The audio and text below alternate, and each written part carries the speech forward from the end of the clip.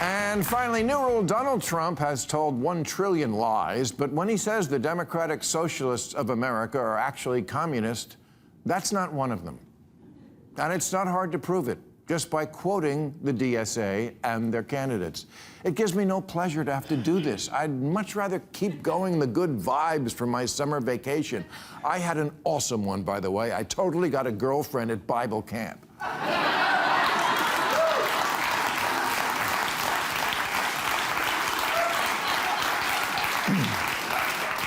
However, right before we left, Vice President J.D. Vance was on the show, and I told him that if the Democratic Party keeps going in the direction of the DSA, my vote was in play. And all I heard all vacation was, oh my God, you're a Republican now. No, that's not what I said. I said in play. And here's why. Because not a week goes by where I don't read about some newly chosen, exciting new face in the Democratic Party.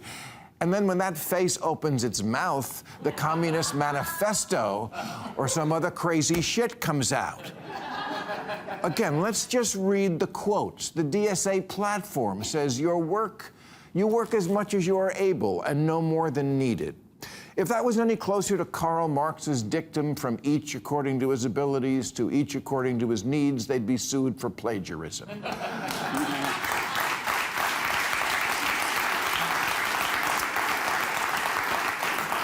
Not to leave any doubt, New York Mayor Mamdani once tweeted Karl Marx's words exactly.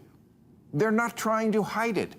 Their most popular influencer, Hassan Piker, thinks communism is so groovy. He laments the fall of the two of the most murderous regimes in history, the Soviet Union and Chairman Mao's China. Mamdani's aide, his top aide, Sia Weaver, said, if you don't believe in the government's sacred right to seize property, it's over, and impoverish the white middle class. What? That's a goal? You know you're supposed to scare people into voting for you, right? One of the new soon-to-be Democratic congresspeople, Darlisia Chevalier, supports seizing all properties from landlords and said, seize the means of production. Mamdani has said the end goal is seizing the means of production. I think they want to seize the means of production. Now, maybe you missed that in school or missed school altogether, but that's communism.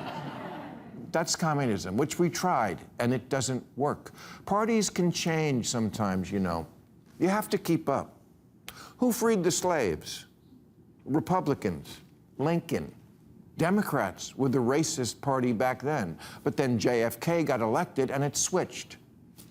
The DSA itself has switched, even 5 years ago. It shunned communists. That changed. Things change. Now the coalition within the DSA, called the Marxist Unity Group, is in ascendance, and I must take them at their word when their words include, our commitment is to the long-term struggle for a fully liberated, classless society, in a word, communism. What do they have to do? Tweet out, elect more communists? Oh yeah, Sia Weaver did that. Yes. Good, I'm glad you're shocked. People got to realize this is going on.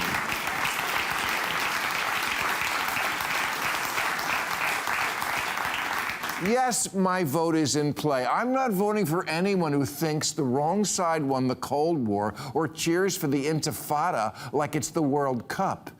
It's so ironic, from the people who obsess about colonization. You know what's being colonized now? The Democratic Party.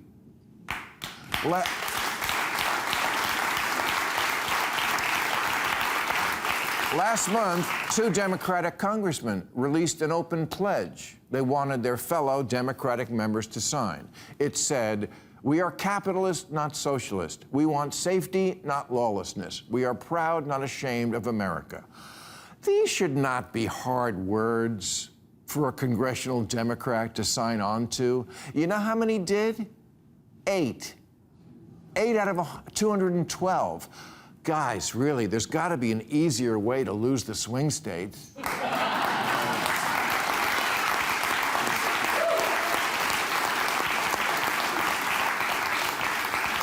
And no, this nonsense is not where most Democratic politicians are right now, but it's also becoming a raging fire festival in the party that neither is anyone putting out.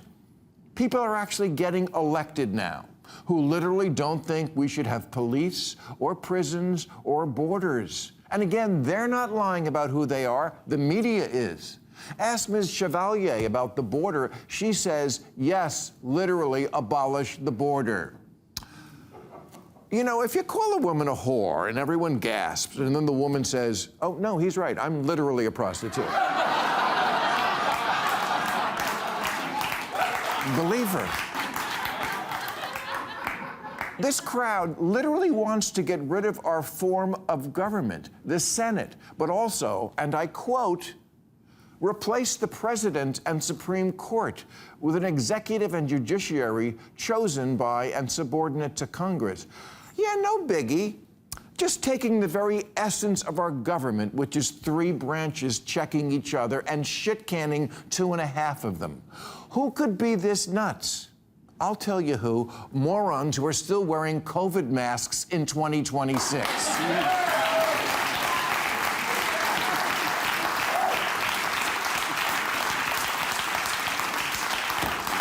This photo is from the DSA meeting in Denver 3 weeks ago.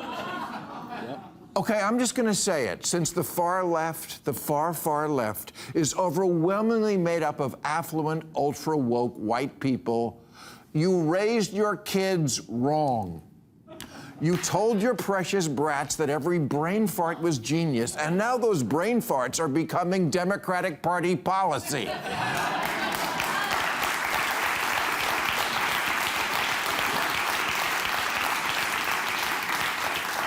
Francesca Hong, yet another major Democratic candidate who's all in on abolishing the police and is running for governor of Wisconsin, says, I think that my perfect world would be a world without prisons because we all see the humanity in one another and then we know nobody's disposable.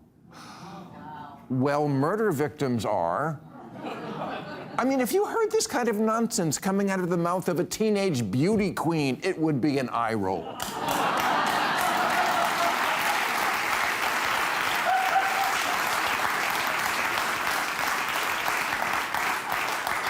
No wonder that the most true blue Democrat ever, James Carville, says, there's just some shit I can't be in the same tent with.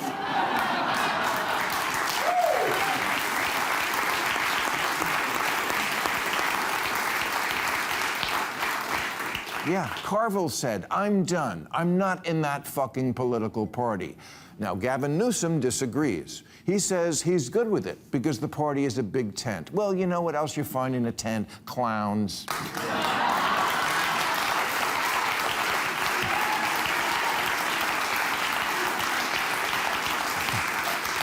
It's so funny. So many liberals shit themselves every time Trump puts gold on something in the Oval Office. Oh, it's historic. And the separation of powers isn't? Get your head out of your ass. I would vote for Sarah Palin before this shit.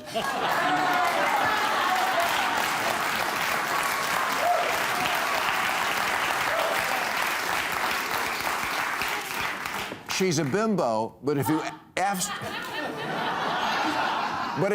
her to come up with something she likes about America, she could do it. You betcha.